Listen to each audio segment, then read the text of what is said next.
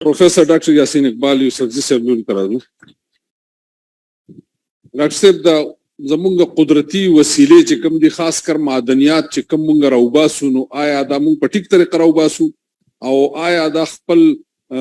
زر چې دي د دې خاورو نه مونږ راوباسو نو دا خاورې به څنګه سره زر کوو د دې د ګټه به څنګه پورته کوو په دې راته لږ د ساینټسټ په حساب باندې خبره وکړئ چې دا به مونږ څنګه قیمتي کوو دا قدرتي وسیلې چې دي نو دا زموږ اقتصاد بدلولی شي که نه شي قدرتي وسیلې اکبروتی صاحب ته څنګه تاسو ته ذکر وکړو حسام الدین بنگش صاحب چې دی نو نواب ډي چیرمین او هغه ماته ورځ ویلیو چې زمونږ د بجلی هایډل پاور چې کومه کیپیسټي ده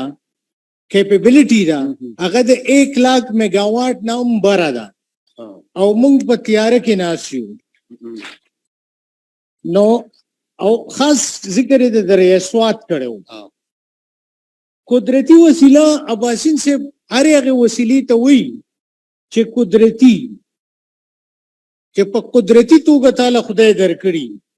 او هغه تاله د څښاک بندوبست کوي او هغه تاله بجلی پیدا کوي او هغه تاله زر مبادله ګټي بالکل چې دا درې خبرې تاله کوي هغې ته قدرتي وسیله وایي تفصیل ته که تاسو ځئ نو دا اکبروتی صاحب درته هم کتابونه یاد کړو د افغانستان یو ملګري په کتاب لیکلی دی فرام کولډ وار ټو ګولډ وار زما په یو کتاب دی خورې کلالونه نو هغې کې دا ټول تفصیل شته خو قدرتي وسیلې چې دي زمونږ بشري ځواک دی بشري ځواک مینس ټیکنیکل مین پاور مونږ چې تکړه سړی پیدا کو نو هغه دې ملک کې نه پاتې کیږي نو که مونږ د ادارو کې هر څومره زور وکړو او ټیکنیکل نو هاو ډیولپ کو او تکړه ټیکنیشنز پیدا کو د امریکای په ناسا کې د پیښور خلک ناسته هغې له خلا ته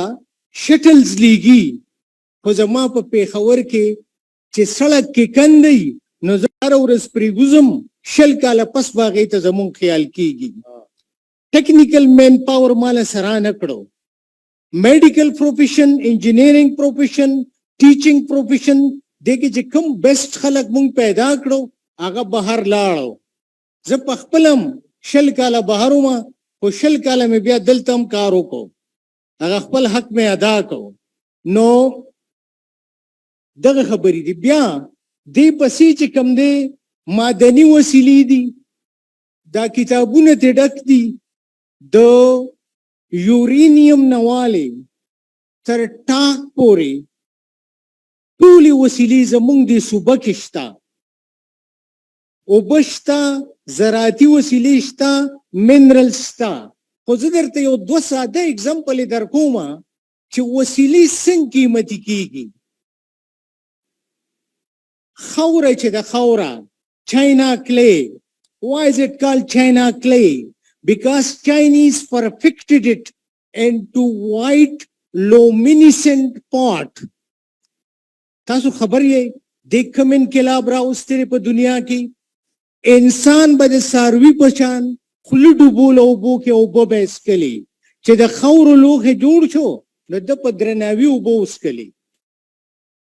او هغه لومینسنټ پاټ هغه د کلی فیلسفار او د کوارټز نه جوړ کو او دې ته به په هغه زمانه کې وایټ ګولډ وي وایټ ګولډ دا به د خلکو ارمانو چې ما سره هم داسې یو پلیټ وي ما سره هم داسې یو پارټي او انګریزانو یورپیانو زر کاله محنت وکړو نو هغه چاینیز یې کاپي کړو نو یو ریولوشنري انوویټیو ډیولپمنټ دکه د خاورو کنډولې و او دویم فاسټسټ ریولوشن څه و تاسو ته معلوم دی هغه ستاسو دا سیل فون دی سیل فون مارټن کوپر چې دی دا په 1973 کې جوړ کو په 1983 کې لس کاله پس موټرولا کمپنی چې دا غي کمرشلایز کو د دې دا یو ټچ سکرین چې دی په دې باندې د دنیا بیسټ ریسرچرز کار کړی دی دا ټچ سکرین او شل کاله پس چې سټوجي دی وغي دا پرفیکټ کو نو تاسو سره آیفون راغی او ټچ سکرین فون راغی دی اکانومیز بدل کړ د هیولټ پیکارډ کنټریبیوشن چې دی هغه د $100 billion نه ابو دی او د رول رایس چې دی نو د 9,000 billion نه ابو دی اوس راځو لږ غونډه درته تفصیل سره وایم چې انسان څنګه دا دومره ټریولینګ وکړو کاربن چې دی د کاربن د ټولو نه بوډا الیمنٹ دی کویلا سکارو دا چې انسان په لومبي ظلمونتو نو هغه دا خو لویه توانایي ده انرژي ده او اور په بلکو نو د اور د پاره یو ریسورس شو چې کله انسان لګ عقل زده کو او د لیکلو چل زده کو نو د کاربن سافټنس استعمال کو او د کاربن پنسل ننوم ستا په مارکیټ کې د ګریفایټ پنسل دی دا 100% کاربن دی بیا د هغې نه پس چې انسان سټیل جوړول زده کړو نو ډایمنډ چې دی دام 100% کاربن دی او خلکو وایي چې کاربن خو انقلابونه راوستو سټیل هم کټ کوي او په 2010 کې نوبل پرایز په ګریفین باندې ملاو شو نو ګریفین هم کاربن دی اوس یو ګریفین درته یادوم دا خدای په خو ګپ نه لګی کنه دی وی چې ما تاسو د رزق وعده کړی دا زه به تاسو له هر څه در کوم هغه د اسی نه وي هغه د کائناتو کې هغه پوتنشل یې دی ګریفین چې دی ګریفین یو کیلو ګریفین چې تاسو ریږي نو په 12 سکویر مایلز باندې هغه ته غوړول شي که د سیلیکان چپ پځه ته ګریفین چپ استعمال کی نو د کمپیوټر سپیډ دی 50 ټایمز سیوا کو او هغه کې هغه سیلف کولینګ کیپیبلیټی مشتا نو ستا کمپیوټر به ګرمیږي نه د پکی جت به ورته امني نو وس چې کوم دغه دی زمونږ ضرورت ته زه تر څه د کامیاب شوم او تر څه د ناکام شوم زما دا خواهشو چې زه کله دلته راتلم چې زمونږ تعلیم دی زمونږ ریسورسز سره کنسسټنټي زمونږ تعلیم دی زمونږ ریسورسز سره کنسسټنټي دا کنسسټنسي څه ته وایي که زه کوارټس پیدا کوم نو پکار دی چې زه ته فایبر آپټکس جوړولی شم که زه ته فایبر آپټکس جوړولی شم نو زه جاپان یم او که زه ته نشم جوړولی نو زه یو جاهل قوم یم او د ګټو په نرخ به زه خرڅوم او دا زده کړه به هم په دې ادارو کې کېږي که وایس چانسلر صاحبي که بل مشري یو منت درته کومه چې په خپله ښېګړه نشئ کولی نو د بل چا په ښېګړه کې خنډونه مه اچوئ یو پروفیسر چې د خیر کار کوي ستا په اداره کې یاره ټریپټنال ګولۍ واچوه خوا خواته لاړ شه چې خپل کار وکړي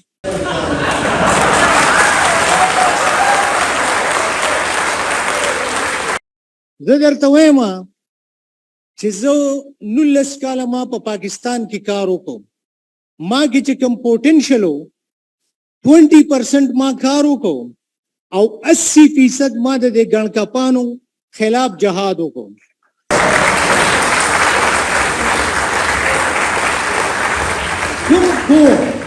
ګوره خدای پاک چې د انسان پیدا کړی دی که نه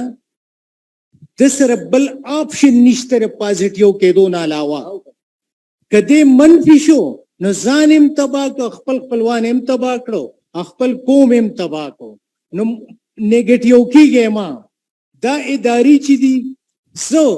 as an ideal استاذ as ideal vice chancellor as ideal dean as ideal پاکستانی ریکویسټ درته کوم چې خپل ټیلنټډ کشران راټول کړئ ورته ووایه خاني چې ته څه کولی شي او زه در سره څومره مرسته کولی شم ما له به هېڅ هم نه راځي اکبروتی صاحب له ویسوم نو ورزي باسین صاحب له ویسوم نو ورزي میډم له ویسوم نو ورزي یو ماشوم برای چې یو ایډیا بدل لدر کی او دومره لوی انقلاب براولي چې آب استا د ملک هیولټ پیکاډي او آب استا د ملک رولز رایس. اخیری خبره دا ده چې یو لس کاله مخکې یو ولکو تازه پی ایچ ډي کړی و، ما ورته مې خانې ته چې څه کولی شي کوا زه به دې سپورټ کوم. هغه یو ورځ راغی یاره جي زما به پیسې پکاري. مې څومره پیسې به دې پکاري؟ یاره 100,000 1,000. ما یې دا خو درله خپل جیب هم در کولی شم، دې دې هم ته تپوس کوې کوه چې څه کوې. هغه به د 9 بجو په ځای 11 بجې راته ډپارټمنټ ته. ماله به غوسه رالې چې یاره 9 بجې ځي او د 11 بجې راځي. خو هغه سړی دومره محنتي و او دومره هانسټ و چې ما ترې تپوس کولم ښه نه ګڼل. چې لږې غوندې ورځې تېرې شوې نو ما ته ویل جي زه ناوخته راځم، خو زه په شوبه بازار کې او په پېښور ښار کې ګرځم، میخونه او ډیبرې سپیشلایز ګورم چې دا کوم ماشین ما روان کړی دی. او اخر کې هغه څه جوړ کړ خبرې په 100,000 روپۍ باندې چې په مارکیټ کې ریټ چې دی هغه وخت کې 20 میلیون و. د الکتروسپیننګ یونټ راله جوړ کو او نینو فایبرز په موږ اوس فزکس ډپارټمنټ کې جوړو.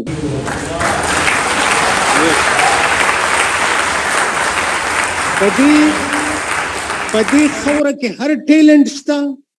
خو د اونرشپ احساس پیدا کړئ، خپل یې وګڼئ او که خپله مو نه ګڼله نو دا به پردی کېږي، دا به ستاسو نه وي.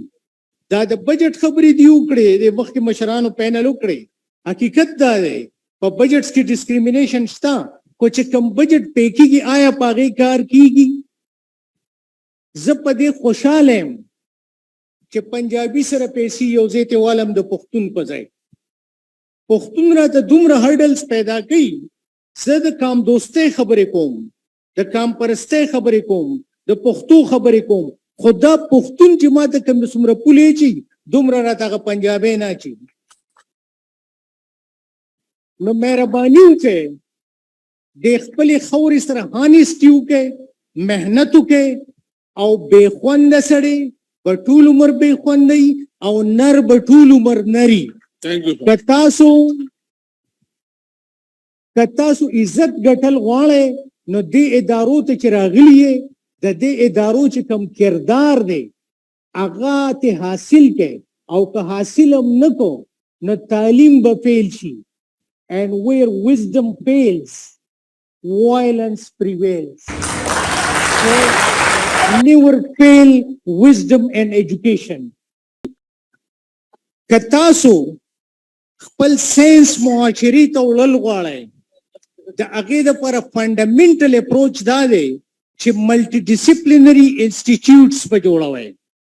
ملټي ډسپلینري انسټیټیوټ مینس که ته یو آرټیفیشل هارټ جوړئ او خپله شګه خپله خوره دا بایو سیرامیکس ته یا بایو میټیریل ته یا پالیمرز ته کنورټ کړئ، نو په دغه ملټي ډسپلینري انسټیټیوټ کې به کارډیو واسکولر سرجن وي، میټیریل انجینیر به وي او میکینیکل انجینیر به وي چې هغه تاله ستا باډي سره بایولوجیکلی کنسسټنټ میټیریل تیار کړي. هغه میکینیکل انجینیر د هارت میکانیزم نیچرل هارت سره تاله ریزونیټ کی ټیلی کی، او دغه کارډیو واسکولر سرجن دغه هارت دغه باډي سره اټیچ کی. نو داسې هر فیلډ ته وګورئ چې یوازې میټیریل ساینټیسټ، یوازې فزیسسټ،